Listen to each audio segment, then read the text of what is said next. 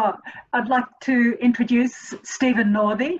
Stephen is Treasurer of the Friends of Edgars Creek. He's one of the founding members of the Friends of Edgars Creek and has been with it from the very beginning. So he's an excellent person to give a rundown on the role of this particular Friends group and its activities in the Merri Edgars wetlands. Stephen. Thank you very much, Ruth. Hello, everyone. Edgars Creek. So the Edgars Creek, Merri Edgars Creek wetlands is constructed at the very end of Edgars Creek, around its just before its confluence with Merri Creek. Edgars Creek itself is a short creek, about 17 kilometres long, and its headwaters are in Wallert, which is in the north of Melbourne, which is part of the sort of northern development corridor of the city of Melbourne. Edgars Creek at its headwaters is a very shallow stream. The illustration that you might see at the bottom right-hand side of the screen is a representation of what Edgars Creek looks like towards its headwaters. It flows through the highly urbanised suburbs of Epping, Thomastown, Reservoir, Laylaw, collecting a lot of the storm water that is generated from those suburbs that were built around the 1950s. Flows through Edwards Lake and an extensive wetland treatment system around Edwards Lake, and then over the Weir Wall, and then flows through North Coburg, finally joining the Merri Creek just below where the constructed wetlands have been built. A lot of the Edgars Creek at the lower sections retains a lot of its natural form and quite interesting geology, being essentially flowing on the along the boundary of two distinct bioregions, the Victorian volcanic plains to the west and the Eastern Fall Highlands to the east, which are made up of ancient Silurian soil as opposed to the basalt plains from the Victorian volcanic plains biosystem. However, the creek in its upper reaches around Epping, Thomastown and Reservoir has been concreted. The wisdom of creek management back in the late 70s, early 80s, I guess. And there's certainly been opportunities to look at that concreted or unnatural form of the creek and opportunities to return it to its natural form. I'm just going to go. So Edgars Creek flows through Wurundjeri country, the traditional owners of the land, and I'd like to pay my respects to the elders, past, present and emerging. The Wurundjeri, from a Friends point of view, have been a really important community to engage. On the lower right hand, the image on the lower right hand section of the screen depicts a welcome to country ceremony that was conducted by Uncle Bill Nicholson some years ago, and the Friends of Edgars Creek continues to engage the Wurundjeri community in our activities, which has been terrific. I think one of the important things about the Friends of Edgars Creek, and I guess any Friends group, and the Friends groups have certainly been have really emerged since the land care movement, which started off in Victoria and progressively went natural back in the days of Joan Kerner in Victorian state politics.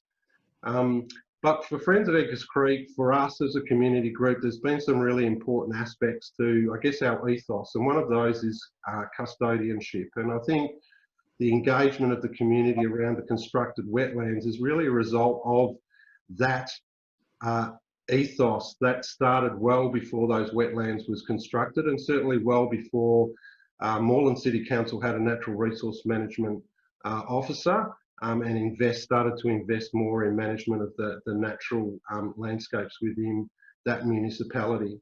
One of the things that we did very early, we started in 2007, And one of our first activities was a tree custodian program where we distributed red gums to our members, and they found a place along the creek that meant something to them, in which place they would plant that tree and they would care for that tree. We don't continue to run that program now, but certainly in the early days, that was a really important program for us to establish connectivity to the creek that was personal and could be shared within the community. I think for mine, having put in 14 years of continuous volunteer work with Friends of Edgars Creek, friends are not an attachment to what is happening in the landscape. Friends are, you know, in part of that local landscape, and really important not only from observing what's happening, but being able to provide local knowledge back to other stakeholders, whether it be council or Melbourne Water or others, about local observations. In terms of the constructed wetlands, the area of the constructed wetlands, the wetlands would not have been possible without a concerted 3 to 4 year campaign by the local community to actually save the parklands, or a large portion of the parklands, and in part included the lands where the wetlands have been constructed. So if you look at the image on the lower right hand side of the screen, you can see parcel A, which is a 3.6 thereabout hectare portion of land. The constructed wetlands is sort of in the area where you might read LSI or LS1, I'm not quite sure what it is, so just right next to Edgars Creek. This land was owned by Vic Roads. It was land that had been acquired for the purposes of for a construction of a freeway.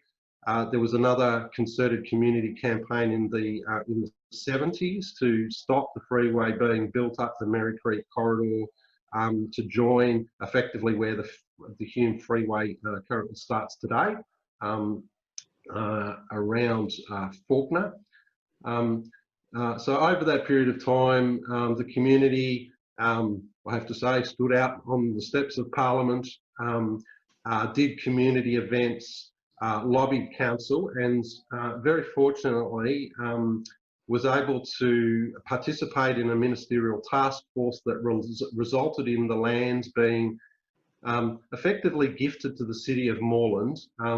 What actually happens is the land is still owned by the Crown, the Department of the Environment, Land, Water and Planning, and the local council was appointed as a committee of management for that land. So that's parcel A, B, C and D that are in the diagram on the right hand side. Interestingly enough, the planning overlays on each of those parcels of land was quite different. So parcel A, which includes parts of the area where the constructed wetlands have been built, in fact had a residential development overlay on it. So one outcome could have been that the current urban area would have been extended into the floodplain, no doubt with inundation overlays, and that we would have lost that opportunity to retain that broad floodplain that's enabled the construction of the wetlands. So a really, really important outcome for the community. And again, it's really part of that strong custodial spirit that is part of the Friends of Edgars Creek.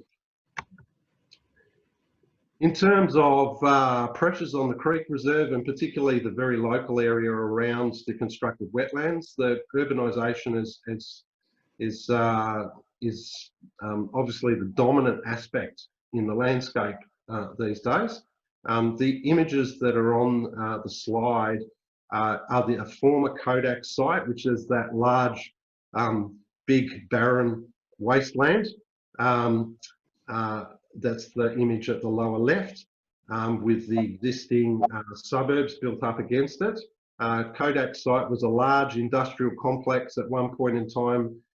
When it was built in the mid-1950s, it was the largest industrial complex in the Southern Hemisphere.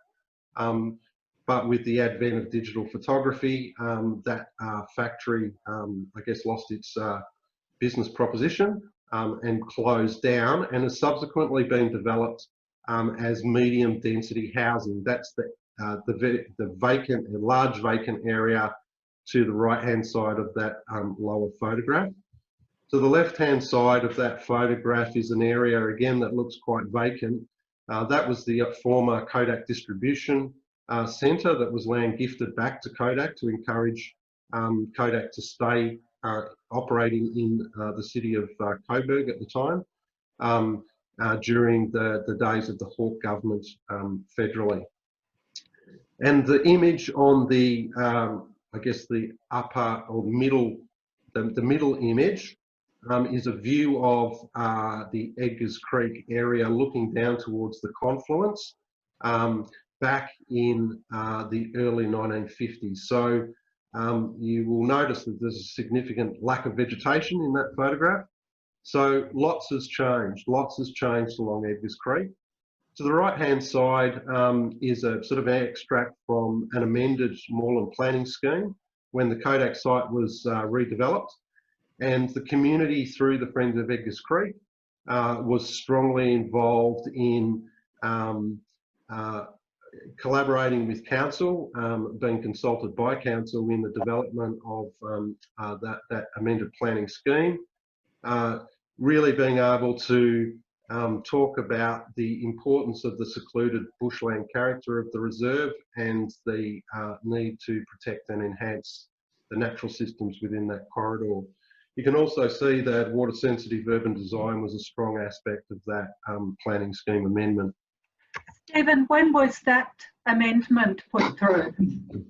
Now you're stretching my memory, about 2009, 10, thereabouts. Yes,